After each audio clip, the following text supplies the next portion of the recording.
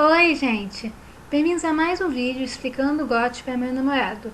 E hoje eu vou continuar falando sobre o desaparecimento do jovem Tariq Lannister. Mas, antes de continuar falando mais sobre esse mistério, primeiramente...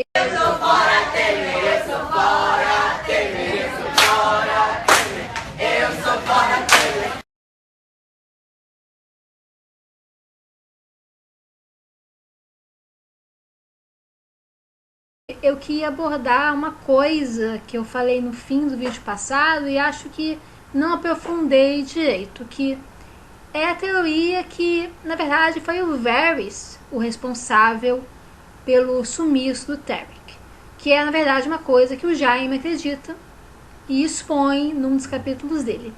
De fato, uma conclusão lógica e parece provável até. Algumas características do tumulto de Porto Real condizem com o responsável de ser do Varys. Por exemplo, a mulher que gritou com a Cersei e o homem que jogou cocô no Joffrey parece ter sido plantados ali. Até porque eles condizem com o gosto do Varys pelo dramático que a gente vê em outras ocasiões com esse personagem. E além disso, eles estão bem afiados para provocar a pouca paciência do Joffrey e fazê-lo atuar de forma estúpida, como ele faz ao mandar o Sandor Clegane para dar um jeito naqueles plebeus. Claro que essa retaliação provoca uma contra-reação muito violenta por parte da multidão, desencadeando todos os eventos que a gente vai ver em maiores detalhes adiante. É possível mesmo que o Varys se assegurasse, além dessas duas figuras plantadas por ele, que a multidão toda agiria de uma forma mais ou menos previsível na passagem do cortejo real, o que permitiria que o rei ficasse subitamente em perigo de saindo a todos do sumiço do Tariq, que estava bem no fim da fila, aliás. Mas o que o Varys quer com o Tariq? Há alguns motivos apresentados para essa teoria. O Tariq tem uma pretensão ao rochedo Casterly. Ele está distante da linha acessória, verdade, mas mesmo assim está ali uma pequena pretensão. Desde então, o Tariq avançou algumas posições. O Tywin morreu, o Jaime foi confirmado como inelegível nos livros por se recusar a sair da guarda real. O Joffrey morreu também e o Tyrion teve que sair do continente, já que agora é um assassino. Enquanto isso, a nova senhora de Rochedo Casterly, a Cersei, está aguardando julgamento por diversos crimes. O próximo na linha acessória é o seu tio, o Kevan, mas ele foi assassinado no epílogo da Dança dos Dragões pelo Varys. O Kevan teve 4 filhos com a sua esposa. O mais velho, o Lancel, se tornou hiper-religioso depois da Batalha de Blackwater e se juntou aos filhos do guerreiro, abandonando a sua esposa e suas terras em Derry. O irmão dele, William, foi morto por Rickard Karstark, enquanto o Martin e a Jenny permanecem vivos, é verdade, mas nós não sabemos onde eles estão nesse momento na história. O próximo na linha acessória é exatamente o Tariq. Nesse cenário, segundo essa teoria, é muito bom que o Varys já tenha sob a sua guarda um herdeiro Lannister. Porque já há quase 2 décadas, ele e Illyrio têm criado cuidadosamente o jovem Griff para ser o príncipe ideal, o futuro rei perfeito dos 7 reinos. Posso dizer, o salvador glorioso que vai resgatar Estéreos do caos político que se encontra. Mas uma invasão estrangeira só pode ser uma pequena parte dessa nova conquista Targaryen. Porque Diferentemente dos celestiais, esse Aegon não tem dragões. Então, mesmo que ele, com sua pequena força, consiga derrotar todos os seus adversários, ele ainda não conseguiria estabelecer uma rede política boa o suficiente para governar. Então é isso que o Aegon, se pretender ser um rei, tem que fazer. Desde o início, cuidar para ter bons aliados. Dorne, pelo ponto de vista do Varys do Ilírio, recepcionaria esse rei Targaryen com braços abertos, já que ele é o suposto filho da Elia. O Aegon, em geral, ele parece capaz de atrair para o seu lado muito insatisfeitos com o regime Lannister, o que ele faria sem muito esforço com os dornenses e com muitos outros após conquistar Ponta Tempestade. Também não é totalmente improvável nesse cenário que os Tyrell vão para o seu lado, principalmente se a Margaery acabar condenada na decorrência do seu julgamento por adultério. Para o resto dos 7 reinos, entretanto, o Varys, Illyrio e Aegon precisam de um plano de, por assim dizer, ataque diplomático. O herdeiro de Casterly Rock seria muito útil como um aliado confiável para eles. É claro, se esses 3 pretendem que o jovem Griff sente algum dia no trono dos seus ancestrais, é preciso tirar do trono o Tommen e impedir que a Myrcella se apodere dele também. Embora as tropas do Aegon e seus futuros aliados que ele vai conquistar sejam um ponto bastante convincente para que eles se retirem, ainda assim é preciso um argumento mais jurídico para depô-los.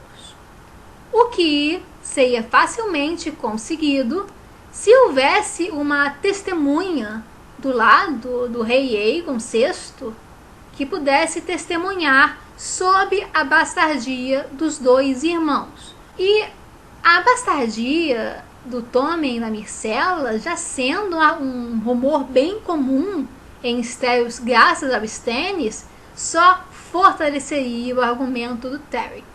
Após receber um treinamento cuidadoso por alguns anos, o Tarek poderia fornecer um testemunho perfeito a respeito da ilegitimidade dos primos e, além disso, do papel que a Cersei teve na morte do rei Robert, pavimentando assim, sem dúvida nenhuma, um espaço para que o Aegon VI reestabeleça a dinastia Targaryen.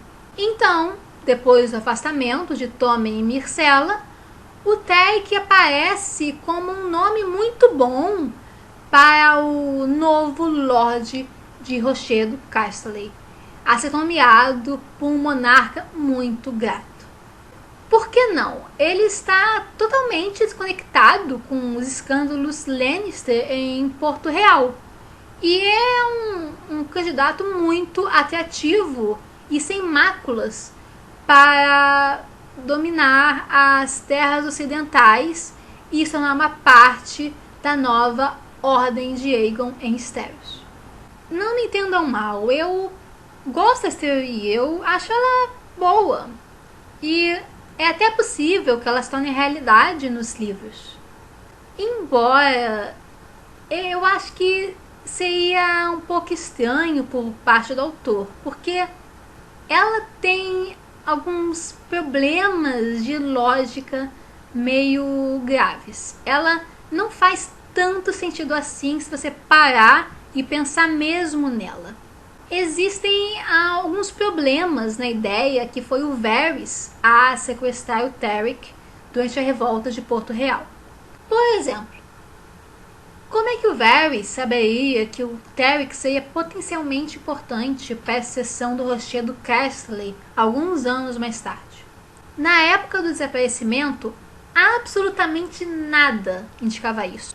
O Joffrey, o Tyrion e o Kevan ainda viviam, o Jaime poderia facilmente se liberar da guarda real, e a Cersei não tinha nenhum escândalo sério a sujá-la.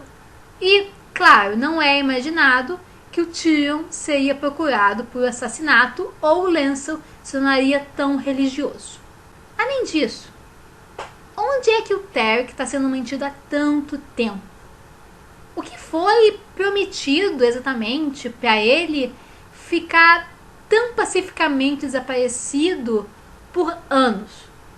É impraticável deixar o futuro senhor de Rochedo Castle meses e meses a fio numa masmorra. Não. O Tarek esteve voluntariamente com outra pessoa e apenas fez isso porque espera um grande prêmio ao final. Vou dizer logo quem é. É o Mindinho. A única pessoa que poderia esconder alguém do Varys e do Tyrion Lannister é ele. Mas como o Mindinho manteve a posse do Tarek? Como ele, na verdade, conseguiu manejar tudo isso? E, principalmente, por que ele fez isso? Para entender tudo, primeiramente, nós temos que voltar para aquela revolta em Porto Real. Como a maioria dos personagens principais das Crônicas de Gelo e Fogo, o Jaime está totalmente errado em suas conclusões. O responsável não poderia ter sido o Varys. Nada que acontece durante a revolta o beneficia. Na verdade, alguns eventos até atrapalham seus planos. Faz, em realidade, muito mais sentido ter sido o Mindinho a provocar a revolta ao obstruir a chegada de suprimentos à cidade por meio de seus diversos agentes, além de espalhar na cidade os diversos boatos comprometedores acerca dos Lannister e, na verdade, provocá-los entre a população comum. Diferentemente do Varys, todos os resultados da revolta de Porto Real seriam satisfatórios para ele. Na época da revolta de Porto Real, a senhora das terras de Stokeworth, vizinhas às de Porto Real, se chamava Tanta. Ela já é idosa e tinha 2 filhas, a Feliz, que é casada há vários anos, mas não tinha filhos, e a Lolis, que ainda é donzela e também mentalmente deficiente. Àquela altura, já é óbvio que seriam os filhos de Lolis a herdar Stokeworth, e antes disso, o marido de Lolis também teria na prática o controle daquelas terras e possivelmente também de Rosby. Contudo, se a virtude de Lolis fosse comprometida de alguma forma pela ótica medieval, tipo se ela fosse estuprada por dezenas de homens, casá-la seria muito mais difícil do que já era. O que possivelmente colocaria a herança de Stokeworth e Rosby, ambas terras muito férteis, sob disputa, o que também dificultaria consideravelmente o abastecimento de Porto Real em tempos de guerra. Isso é uma vantagem para qualquer pessoa que queira tentar contra a casa que domina o Trono de Ferro. Quem? Vocês podem perguntar. Explico. Aeron Centagar é um nobre dornense que servia como mestre de armas em Porto Real. E, desde os eventos do primeiro livro, é importante para o Mindinho que ele fosse eliminado. E por quê? Primeiramente, é quase certo que ele é um informante para o Doran Martell. Quer dizer, seria absolutamente ridículo que um homem tão inteligente e bem informado quanto o príncipe de Dorne deixasse essa excelente chance passar enquanto conspirava contra os Baratheon. Mas esse motivo, em realidade, seria mais um bônus, porque o Centagar é uma ponta solta ambulante para o Mindinho, que poderia prejudicar em muito os seus planos quando quisesse, por qualquer motivo, revelar que a adaga que foi usada para tentar matar o Bran lá no primeiro livro nunca tinha sido do Tyrion. Morto, esse pego acabava. Quem? Explico novamente. O Preston é um membro da Guarda Real que vinha de uma casa das Terras Ocidentais. E, na verdade, posso estar errada nisso, mas parece que ele ainda está vivo na série televisiva. Nos livros, porém, ele teve uma morte bastante violenta, como nós vimos no vídeo passado.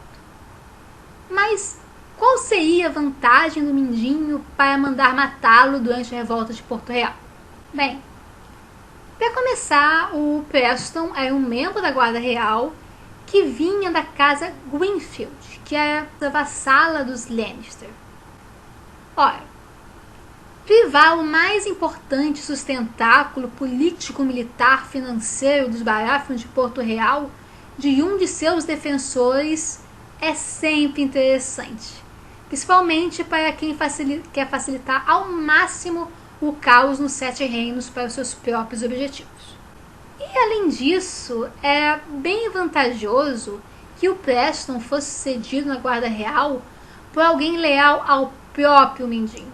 E foi exatamente isso que aconteceu. Depois da morte do Preston, o Balon Swan foi elevado para a Guarda Real. E nesse momento da história, ele está em Dorne, lidando com os jogadores da Casa Martell. Veremos as consequências disso no próximo livro. É tentador pensar que, na verdade, o Alto Septão morreu como uma consequência imprevista do fato que o Preston Greenfield se encontrava perto de sua liteira quando foi atacado. Pode ser esse o caso. Ou então que a morte dele só tenha ocorrido para tirar a atenção indevida de outras mortes mais importantes durante a revolta. Mas é interessante lembrar que a morte do Alto Septão seria fatalmente seguida por uma eleição, na qual a coroa certamente estaria interessada e procuraria interferir. Poderia ser que o Mindinho anteviu de alguma forma o caos futuro que o confronto entre o Tyrion e a Cersei a respeito disso causaria? De fato, o próximo Alto Septão seria selecionado pelo Tyrion e, mais tarde, assassinado a mando da Cersei. Atualmente nos livros, essa morte constitui uma das acusações contra a rainha feitas pelo Alto Pardal. É esse evento que aponta mais claramente para a participação do Mindinho na revolta de Porto Real. Assim, o Kai esteve claramente obcecado pela Sansa desde o momento que a primeira visão dele o fez, pela primeira e última vez até agora nos livros, aliás, perder o seu autocontrole. O quase sequestro da garota só foi possível devido ao estranhíssimo fato de que o seu protetor nomeado, o guarda real Mandon Moore, a deixou para proteger o Joffrey.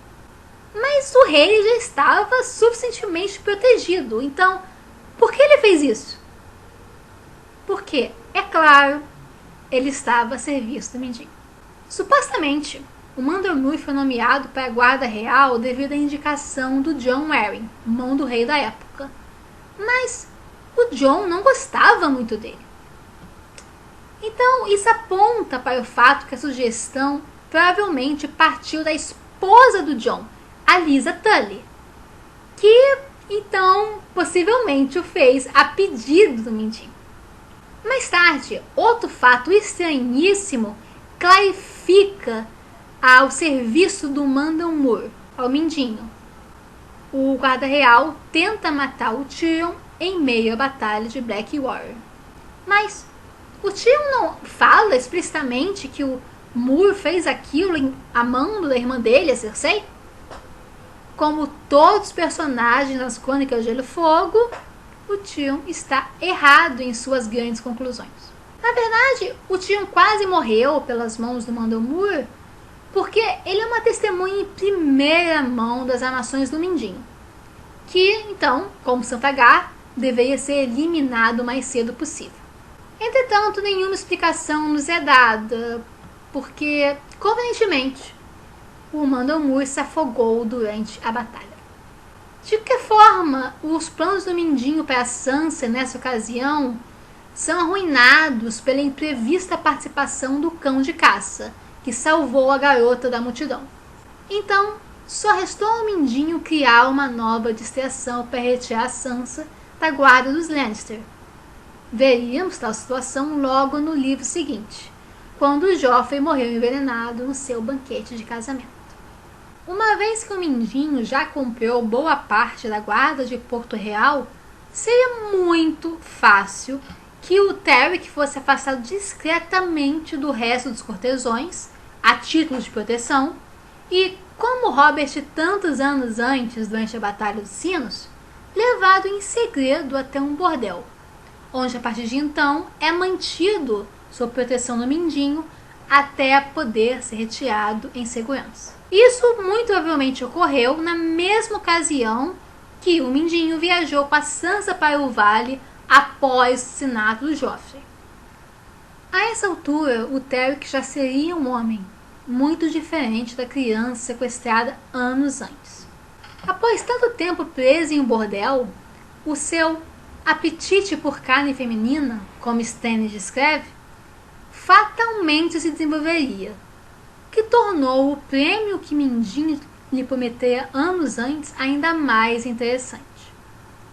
Ao invés de uma Hayford, ele prometeu casar mais alto, muito mais alto do que sua origem poderia indicar. Mindinho lhe prometeu uma bela garota nobre da mesma idade que ele já vislumbrara anteriormente na corte, Sansa Stark. Contudo, ainda não ocorreu o casamento vermelho para elevar substancialmente a importância dinástica da Sansa. Além disso, o Mindinho não cria Sansa só para si?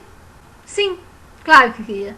Não seria fora do caráter dele dar a entender que cumpriria uma promessa apenas para se virar depois contra a pessoa, como o Eddard Stark pode testemunhar. I did warn you not to trust me. Ou na verdade, eu acho que não pode não. De que forma, na época que o Mindinho queria afastar o Tarek, e por extensão a casa Lannister, de uma maior estabilidade alimentícia que teriam ao controlar diretamente as terras Hayford. Difícil saber o que exatamente ele queria atingir com isso. Talvez o favor do Robb para ter uma chance para se casar com a Sansa depois? Não é agora que dá para discutir isso em profundidade. Foi apenas depois da morte do Bran e do Rickon que o plano evoluiu. Então, de apenas ter um herdeiro Lannister reserva, o Mindinho agora precisava que o Tarek tivesse participação ativa em seus planos. Agora, o Mindinho precisava que ele engravidasse Sansa Stark e possibilitasse que ela desse à luz a uma criança com traços claramente Lannister. Como isso vai acontecer? É difícil cravar assim no escuro, principalmente porque a Sansa e o Tarek nem se encontraram na história ainda formalmente. Mas pode ser que o Mindinho vá atentar em algum momento no futuro contra a vida do Robert Arryn. Se assim for mesmo, não será para que o Harold suceda o garoto no vale, e assim a Sansa tenha possibilidade para tornar-se senhora. Não. A hipótese do Harold ser em breve o senhor da região já foi tão ridiculamente levantada nos últimos capítulos da Sansa que é até possível que ele nem viva para isso e acabe deixando o ninho da águia para outro parente distante. Na verdade, talvez o Robert já tenha tido sua fraqueza ressaltada tantas vezes nos livros que a essa altura, na boa, o garoto é praticamente mortal. Não importa tanto o evento, na verdade. A morte do Robert ou do Harold só serviria para traumatizar a Sansa, com o Mindinho manipulando toda a situação para que ela tenha um papel direto na morte deles. No final, acaba servindo ao mesmo propósito: a fragilização da Sansa para facilitar o avanço do Tarek, que, pelo que sabemos, pode mesmo estar agora na história discretamente no vale com ela. Muito difícil que ela se lembrasse da sua verdadeira identidade, não é mesmo? Então, após atingir o seu objetivo, com ou sem o consentimento da Sansa, o Tarek seria prontamente descartado pelo Mindinho. E por que não? Se a Sansa der à luz uma criança loira, poucos fariam as contas para perceber que não poderia ser do seu marido legítimo, Tyrion Lannister. Assim, o filho de Sansa poderia herdar tanto as terras ocidentais quanto o norte, em adição talvez às terras fluviais, quem sabe. E tudo sob a custódia do Mindinho, protetor do vale, que assim teria os preciosos exércitos para a conquista do Trono de Ferro. Ou é isso que ele planeja? Isso é só uma teoria, na verdade. Apenas o Jorge sabe, na real, o que foi feito do Tarek. Em uma entrevista, alguns anos atrás, perguntaram a ele se algum dia nós saberíamos o que aconteceu com o Tarek. E ele respondeu que sim, os leitores saberiam, já que ele não gosta de deixar muitos fins soltos. Talvez os comentários do autor devam ser levados com um pitado de sal, porque na mesma entrevista ele insistiu que os livros se limitariam a 6, e a gente sabe que isso não vai acontecer. Então, talvez a gente já tenha visto o Tarek como o belo jovem que Arya percebeu que morria na casa do preto e do branco. Ou então a explicação é ainda mais simples. O Tarek morreu na revolta de Porto Real mesmo. E quem o matou simplesmente deixou o seu corpo para apodrecer nas terras que circundavam a cidade, ou então jogou no rio para evitar a punição que os Lancers certamente infligiriam sobre eles. Contudo, morrer dessa forma por um plebeu desconhecido, ou então uma morte inexplicável numa casa de assassinos do outro lado do mundo, parece um fim muito pobre que o autor não faria essa altura do campeonato. De fato, é mais possível que o Tarek ainda esteja vivo. Só os ventos do inverno podem nos mostrar de verdade o que aconteceu com ele, se ele vai retornar e como. Então é isso, gente. Essa parte 2 demorou consideravelmente mais tempo do que eu gostaria, mas isso decorreu do fato que eu não parava de mexer no roteiro. Eu nunca estava satisfeita com as minhas conclusões. Depois de um tempo me forcei a parar de mexer e gravar de qualquer forma, porque na real eu nunca ia estar satisfeita com o roteiro. O desaparecimento do Tarek é um dos maiores mistérios das crônicas do Gelo do Fogo, embora alguns fãs nem vejam isso como tal. Mas é um evento cercado de tantas variantes, de tantos eventos convenientes, que eu não consigo deixar de ficar fascinada por ele sempre voltar para reexaminá-lo. Alguns de vocês certamente lembram que eu já abordei o tema, embora de forma simplificada, em outros vídeos meus. Mas mesmo assim, eu posso estar totalmente errada. Assim, pode ser do Mindinho? Pode, mas quem disse que ele teve esse objetivo necessariamente? Que tudo vai acabar para ele idealmente da forma que eu falei? Talvez esteja tudo errado, talvez seja do Varys. Ou quem sabe outro personagem que nós nem imaginamos. Enfim, ainda é tudo muito misterioso e nós vamos ter mesmo que esperar os próximos livros para descobrir a verdade a respeito disso. Se vocês gostaram, curtam, se quiserem compartilhem. Se já meus vídeos como esse é só escrever aqui embaixo. Deem suas opiniões sobre o que vocês acham que aconteceu com o Tarek e quem o fez, além de deixarem sugestões para os próximos vídeos. Eu vou tentar, antes do fim do ano, talvez antes do Natal, fazer um episódio que sempre é muito pedido, que é sobre as espadas valerianas. Se vocês quiserem deixar uma colaboração para me ajudar a melhorar a qualidade do canal, comprando uma câmera nova, é só clicar nos links que eu vou deixar aqui embaixo do Patreon ou então do Apoia-se. Beijo!